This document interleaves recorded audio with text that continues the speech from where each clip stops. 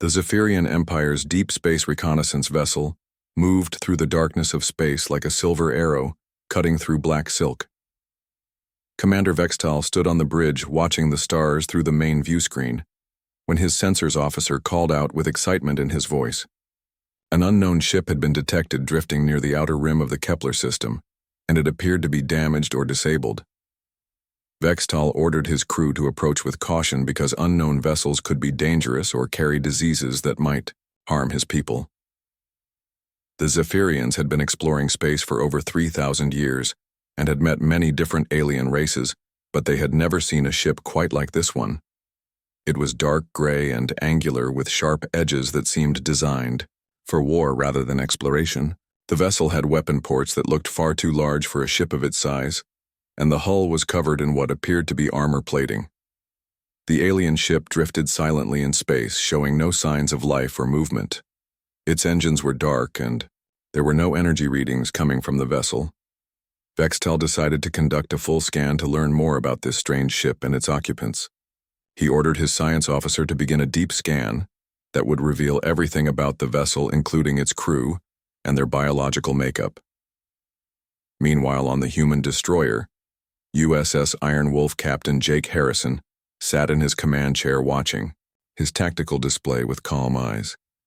His ship had been playing dead for 3 days after a brutal fight with space pirates who had tried to raid a human colony transport.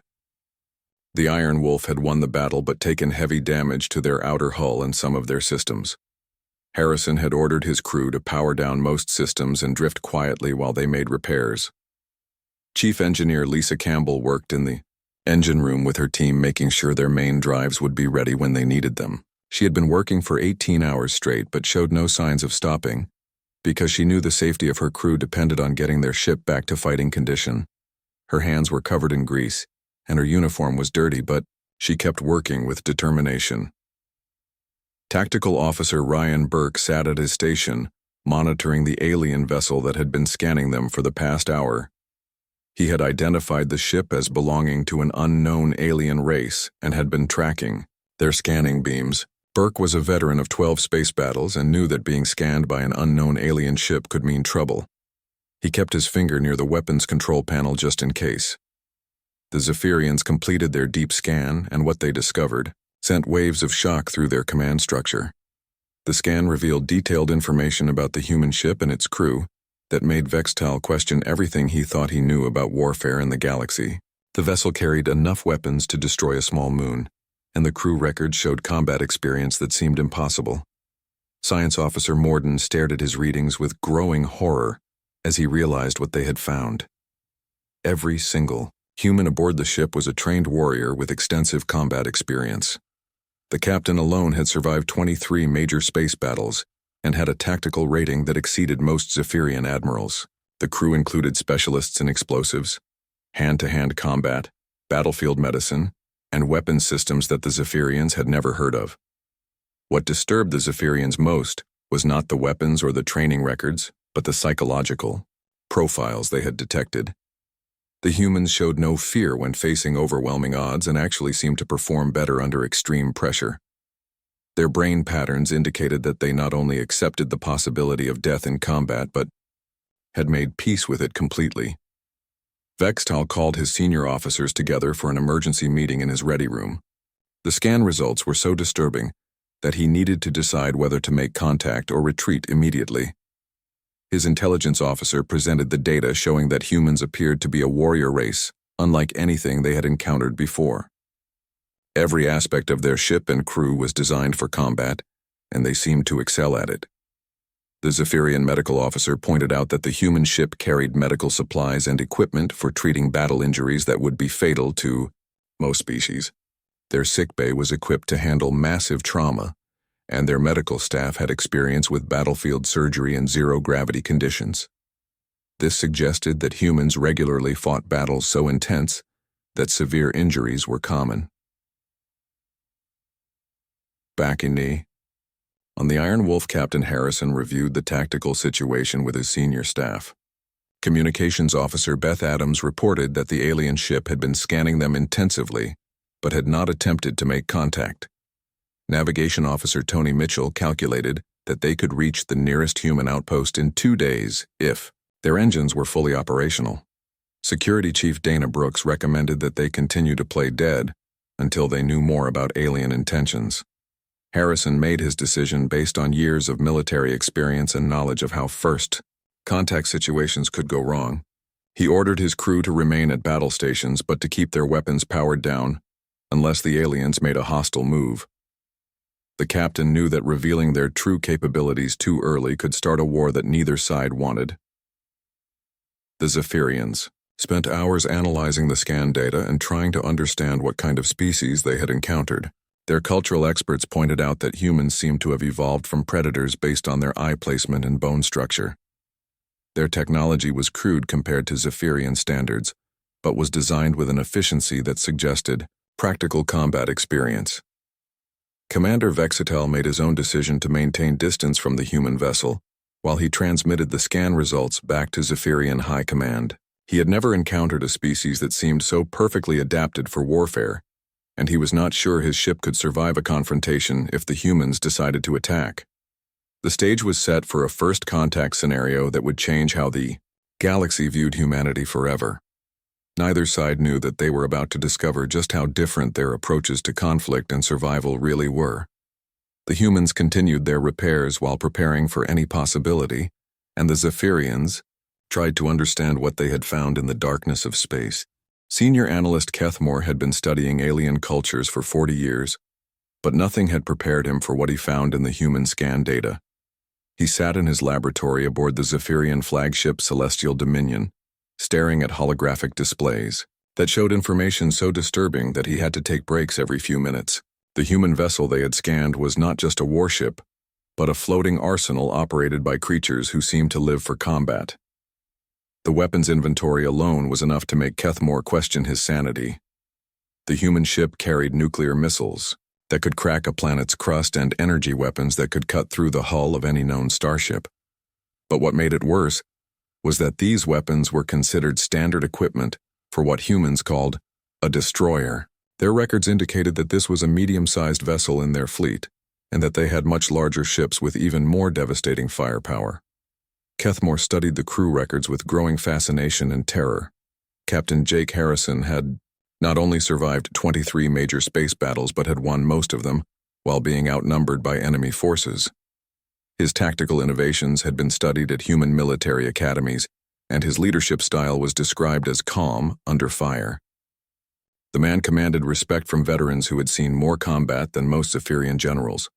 Lieutenant Amy Foster served as the ship's security chief, but her record showed training in 47 different forms of hand-to-hand combat. She had fought boarding actions on 6 different occasions and had never lost a single engagement. Her file included videos of training sessions that showed her defeating multiple opponents simultaneously using techniques that seemed impossible for any living being to master. Weapons specialist Carl Rodriguez had a combat accuracy rating that exceeded anything in Zephyrian military records. He could hit targets at ranges that their computers said were impossible, and could operate every weapon system on the ship with deadly efficiency. His personal file mentioned that he considered his current assignment relaxing compared to his previous posting on the front lines of a human war. The medical staff was equally impressive, but in ways that chilled Kethmore to his core. Dr. Helen Wright had performed battlefield surgery on 12 different alien physiologies and had developed treatment protocols for injuries that would kill most beings instantly. Her medical bay was equipped to handle trauma that suggested humans regularly fought in conditions that would be considered unsurvivable by civilized standards. Even their support staff had combat backgrounds that read like military legends. Sergeant Mike Torres worked as the ship's cook, but his previous assignment had been as an explosives expert who specialized in demolishing enemy fortifications. Chief Engineer Lisa Campbell had designed weapons modifications in her spare time and held patents on 3 different types of armor-piercing ammunition. What disturbed Kethmore most was discovering human entertainment databases that contained thousands of hours of what they called war movies. These recordings showed conflicts so brutal and realistic that Zephyrian analysts who viewed them required immediate psychological counseling. Humans not only waged war, but they celebrated it in their art and used it as a form of recreational viewing. The movies depicted humans fighting against overwhelming odds and winning through tactics that bordered on insanity. They showed soldiers advancing through weapon fire that would vaporize most living beings while treating severe injuries as minor inconveniences. The humans in these recordings displayed a level of courage and determination that seemed genetically programmed rather than learned. Kethmore called in his assistant Marvell to help analyze the psychological profiles they had detected. The brain. Scans showed that humans experienced fear like other species, but processed it differently. Instead of being paralyzed by terror, they used it as fuel for enhanced performance. Their stress responses actually improved their combat effectiveness rather than hindering it. The human concept of honor was particularly disturbing because it seemed to encourage self-sacrifice for strategic advantage. Their military history was filled with examples of soldiers who had died to complete missions that saved their comrades. They treated death in combat as acceptable if it served a greater purpose and seemed to view survival as less important than victory. Marvell discovered that humans had been fighting wars continuously for their entire recorded history. They had developed weapons and tactics through constant conflict and had learned to excel at warfare through thousands of years of practice. Every human generation had improved on the fighting methods of their ancestors and had passed down military knowledge like precious inheritance. The scan data revealed that human children were exposed to military concepts from an early age through games and stories that taught strategic thinking. Their educational system included physical training that prepared young humans for potential combat situations. By the time they reached military age, they already understood basic tactical principles that many alien species never learned. Kethmore realized that humans did not just wage war as a necessity, but had evolved into a species that was naturally gifted at organized violence. Their bodies were designed for combat with enhanced reflexes and the ability to function under extreme stress. Their minds were capable of making tactical decisions in seconds that would take other species minutes to calculate. The final piece of information that broke Kethmore's composure was discovering that the crew of the Iron Wolf considered themselves average by human military standards. They were not elite troops or specially selected warriors, but regular personnel doing routine duties. If these humans represented normal capability, then their best fighters must possess abilities that defied imagination. Admiral Zexkar reviewed Kethmore's report with growing alarm and immediately called an emergency meeting of his senior staff. The implications of what they had discovered could change the balance of power in their entire region of space. If humans were as dangerous as the scan data suggested, then first contact protocols would need to be completely rewritten. The Zephyrian High Command received the transmission and began emergency sessions to determine how to respond to this new threat. Military strategists who had planned campaigns against the galaxy's most dangerous enemies admitted they had no idea how to fight, an opponent who seemed to have no weaknesses and unlimited tactical creativity. Captain Jake Harrison stood in his ready room reviewing the tactical situation for the 100th time in 3 days. His crew had done an excellent job of playing dead while the alien vessel conducted its scans, but he knew they could not maintain the deception forever. The aliens were clearly intelligent and would eventually realize that the Iron Wolf was more operational than it appeared. Harrison decided it was time to end the charade and make proper contact. He walked onto the bridge where his senior staff waited at their stations with the patience of experienced soldiers. Communications Officer Beth Adams sat ready at her console, while Tactical Officer Ryan Burke monitored the alien ship's position and energy signatures. Chief Engineer Lisa Campbell had reported from the engine room that all systems were operating at full capacity, despite their damaged appearance.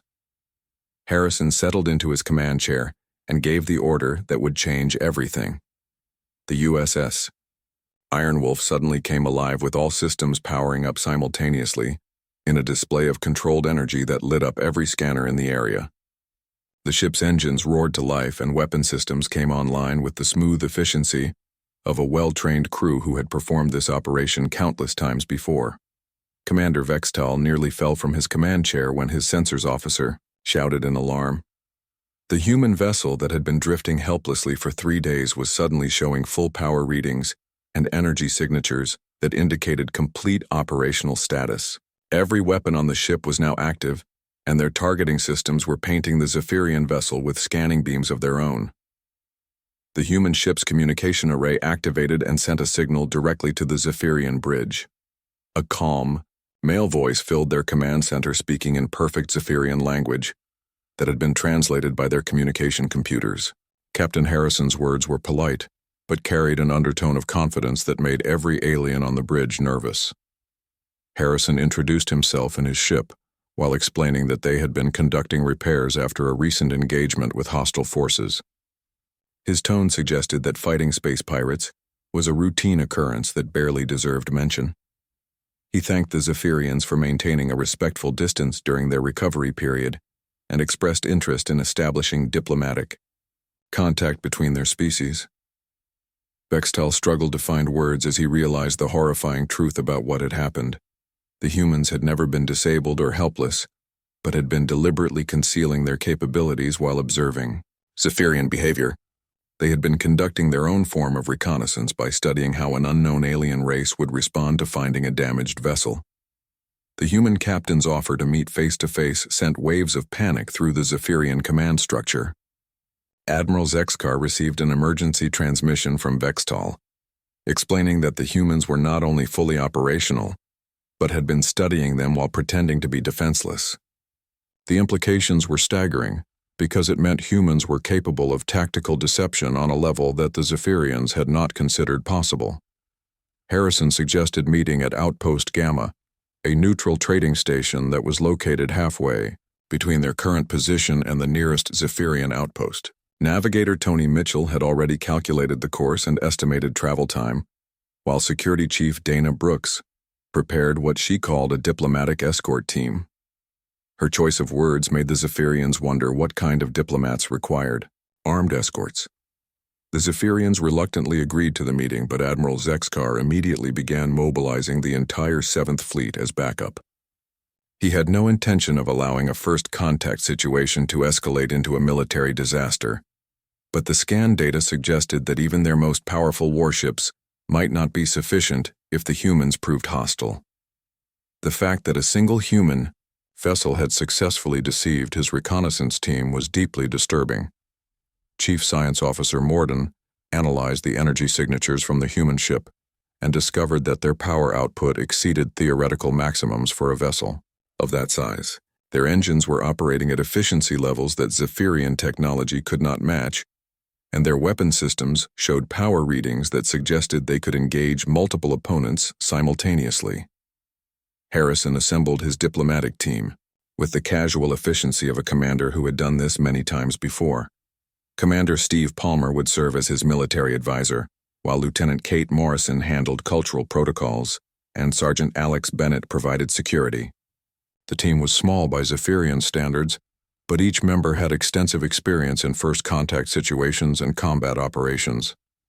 The Iron Wolf set course for Outpost Gamma, with smooth acceleration that demonstrated the complete functionality of their engines. Chief Engineer Lisa Campbell monitored their systems from the engine room and reported that everything was operating within normal parameters. Her definition of normal included the ability to jump to faster-than-light speeds on a moment's notice and engage enemy targets while maneuvering. Communications specialist Julie Hayes established contact with Outpost Gamma and arranged docking facilities for both vessels. The station administrator seemed nervous about hosting a first contact meeting between unknown species, but agreed to provide neutral ground for diplomatic discussions. Hayes noted that the administrator's concerns seemed focused more on the possibility of violence than on cultural misunderstandings. Medical Officer Dr. Sam Jackson prepared his staff for potential diplomatic casualties while hoping that peaceful contact could be maintained. His medical bay was equipped to handle injuries from both human and alien physiologies based on their recent scan data. Jackson had treated wounded diplomats before and knew that first contact situations could become dangerous very quickly. The Zephyrian diplomatic team consisted of 12 members, including cultural specialists, military advisors, and 2 armed guards who were selected for their ability to remain calm under pressure. Ambassador Felton had conducted first contact missions with 17 different species, but admitted privately that he had never felt as nervous about a diplomatic meeting as he did about meeting the humans. As both ships approached Outpost Gamma, the tension between the two crews reached levels that could be felt even through the vacuum of space. The Zephyrians were trying to understand how they had been so completely deceived, while the humans were preparing for a routine diplomatic contact that they hoped would lead to peaceful relations between their species. Harrison reviewed the cultural briefing that his intelligence officer had prepared based on their observations of Zephyrian behavior. The aliens appeared to be peaceful by nature and had shown no hostile intentions during their reconnaissance mission. This suggested that diplomatic contact could be successful if both sides remained calm and professional. The stage was set for a meeting that would determine whether two very different species could coexist in the same galaxy, or whether their fundamental differences would lead to conflict that neither side wanted, but both were prepared for. Outpost Gamma hung in space like a metal flower with docking arms extended to receive both vessels. The neutral trading station had hosted diplomatic meetings between dozens of alien species, but never a first contact situation involving humans. Station Administrator Quinn Roberts watched nervously as two very different ships approached his facility, with the fate of interstellar relations hanging in the balance. Captain Harrison arrived at the diplomatic meeting room accompanied by only 3 members of his crew. Commander Steve Palmer served as his military advisor and had experience with 7 different first contact situations. Lieutenant Kate Morrison handled cultural protocols and spoke 12 alien languages fluently. Sergeant Alex Bennett provided security with the calm professionalism of someone who had protected diplomats in much more dangerous situations. The Zephyrian delegation filled the meeting room with 12 representatives, including Ambassador Feltan, cultural specialists, military advisors, and 2 armed guards who looked extremely nervous. The difference in team sizes was immediately obvious, and made the aliens wonder if humans were either supremely confident or completely unprepared for serious diplomatic negotiations. Harrison opened the meeting with a simple greeting and an explanation of human interest in peaceful contact with new species. His casual demeanor and relaxed posture contrasted sharply with the rigid formality of the Zephyrian delegation. The human captain seemed completely at ease despite being outnumbered 4-1 in a room full of armed aliens. Ambassador Feltan began with traditional Zephyrian diplomatic protocols that involved lengthy speeches about cultural exchange and mutual understanding. Harrison listened politely, but seemed more interested in practical matters like trade agreements and territorial boundaries. His direct approach to complex diplomatic issues made the Zephyrians realize that humans preferred simple solutions to complicated problems. The conversation took an unexpected turn when Feltan asked about human military capabilities and recent conflicts. Harrison began describing what he considered routine military operations with the same tone that most species would use to discuss weather patterns. He mentioned a 3-year war against something called the hegemony, where human forces had been outnumbered 50-1 but had still achieved total victory. Commander Palmer added details about their successful defense of the Titan colonies against a robotic invasion that had threatened to eliminate all organic life in that star system. He described the battle as challenging, but explained that human tactical flexibility had allowed them to turn the enemy's advantages against them.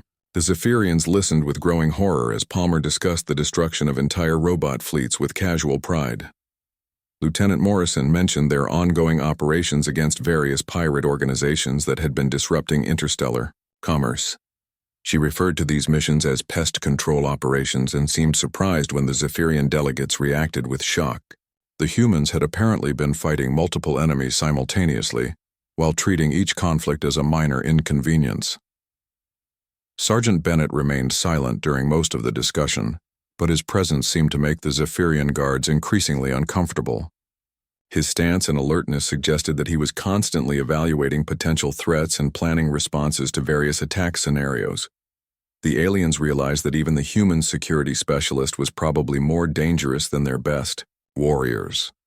The breaking point came when Harrison offered to show them a standard human military training video that demonstrated basic combat techniques. The footage showed human soldiers advancing through weapon fire that would vaporize most living beings, while treating severe injuries as minor setbacks. Zephyrian delegates watched in stunned silence as humans turned hopeless situations into victories through determination and tactical brilliance. The training video included scenes of human medics treating wounded soldiers under enemy fire while continuing to return accurate weapons fire at attacking forces. It showed engineers repairing critical equipment while explosions went off around them, and communications specialists coordinating complex battle plans while their command posts were under direct assault. Every human in the video displayed capabilities that seemed impossible. Intelligence Officer Rixtal made rapid calculations based on what he was seeing, and reached a conclusion that terrified him. If the humans in the training video represented average military capability, then their elite forces must possess abilities that exceeded anything in Zephyrian experience. The implications for galactic security were staggering because humans appeared to be naturally gifted at organized warfare. Cultural specialist Morden tried to understand human psychology by asking about their motivations for military service. Harrison explained that most humans considered military duty to be an honor, and that many families had traditions of service spanning multiple generations. He mentioned that competition for elite military units was intense because so many humans wanted to serve in the most dangerous assignments. The Zephyrians learned that humans had been fighting wars continuously throughout their recorded history, and had developed military traditions based on thousands of years of combat experience. Every human generation had improved on the fighting methods of their ancestors and had passed down tactical knowledge like precious family heritage. War was not something humans did, but something they had evolved to excel at. Ambassador Felton asked about human casualty rates in recent conflicts and was shocked to learn that what humans considered acceptable losses would represent total military disasters for most civilized species. Harrison explained that human military doctrine accepted casualties as inevitable, but focused on ensuring that every death served a strategic purpose that brought victory closer. The discussion of human medical capabilities revealed another disturbing aspect of their warrior culture. Dr. Helen Wright had developed treatment protocols for battle injuries that would kill most beings instantly, but that humans routinely survived with proper medical care. Their field hospitals were equipped to handle trauma that suggested humans regularly fought in conditions that other species would consider unsurvivable. Commander Palmer mentioned that the crew of the Iron Wolf had been selected for routine patrol duty rather than combat operations because they needed rest after completing a difficult mission in contested space. The Zephyrians realized that what humans considered a routine assignment would be classified as an elite military operation by their standards. The meeting concluded with Harrison offering to establish regular diplomatic contact and trade relations between their species. His casual approach to interstellar diplomacy suggested that humans had extensive experience with first contact situations and were confident in their ability to handle any problems that might arise. The Zephyrians agreed to continue discussions while privately planning to recommend immediate military preparations for a potential human threat. As the delegations prepared to return to their ships, the Zephyrians tried to process what they had learned about human capabilities and intentions.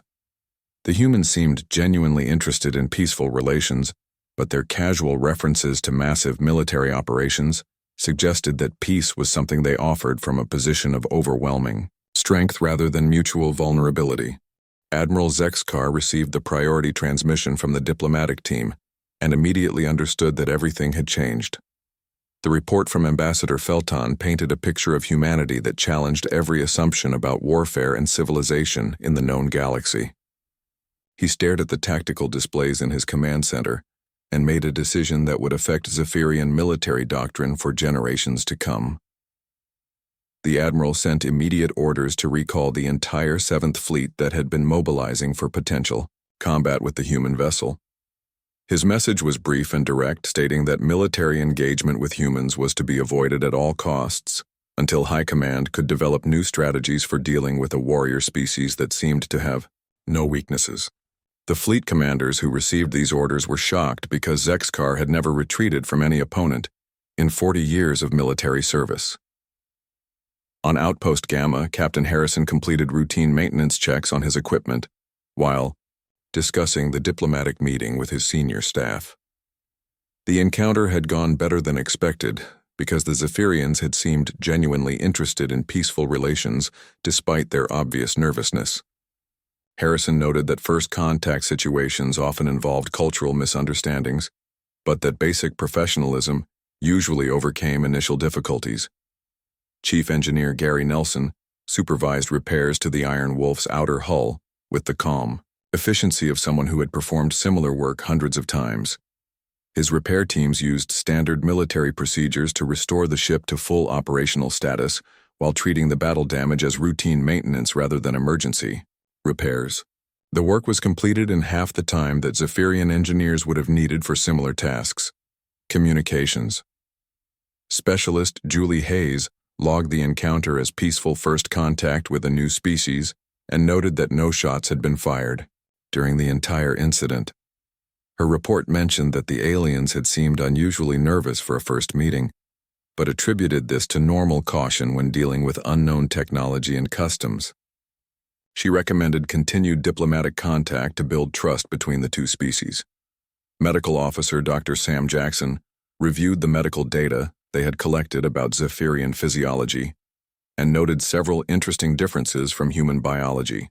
The aliens appeared to have evolved from herbivorous ancestors and showed stress responses that suggested they were not naturally adapted for violent conflict. Jackson filed his observations in the medical database for future reference during diplomatic missions. Back in Zephyrian space, the scan data and diplomatic reports were being transmitted to High Command with a single recommendation that would reshape their understanding of galactic politics.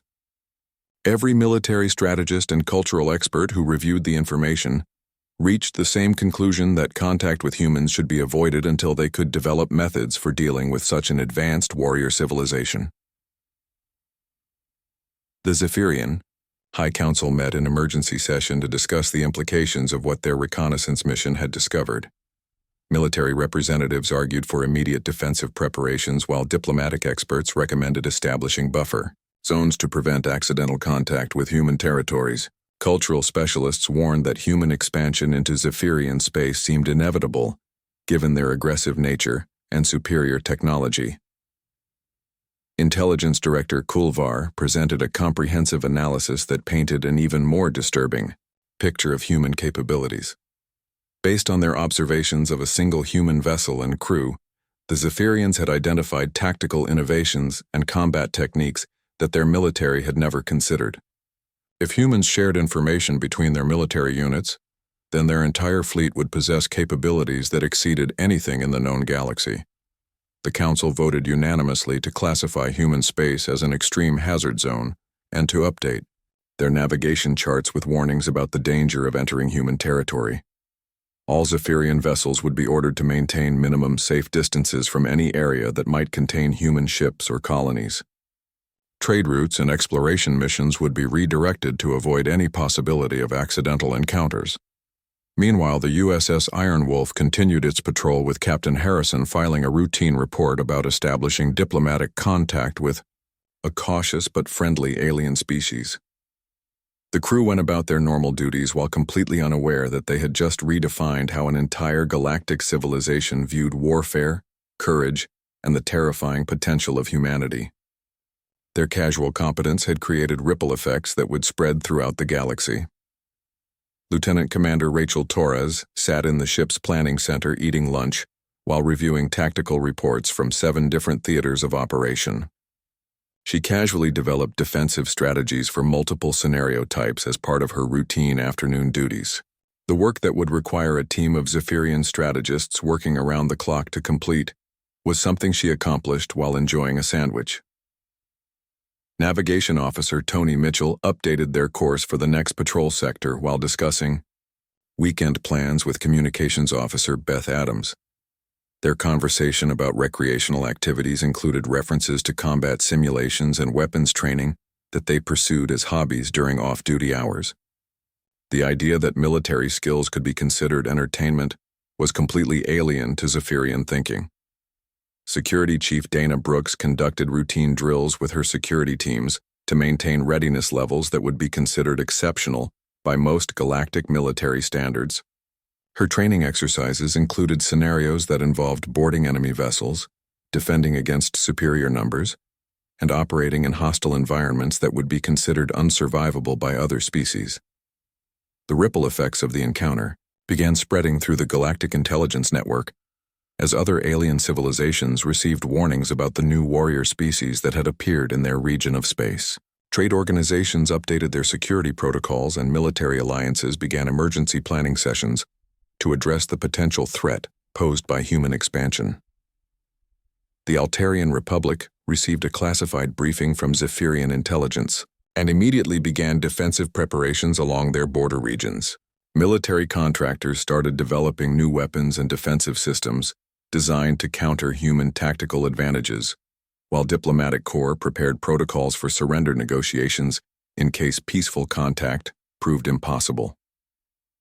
The Stellar Confederation reviewed the intelligence reports and made the decision to establish listening posts along likely human expansion routes. Their military strategists concluded that early warning systems were essential because human forces seemed capable of achieving victory even when facing overwhelming numerical disadvantages through superior tactics and individual combat capability.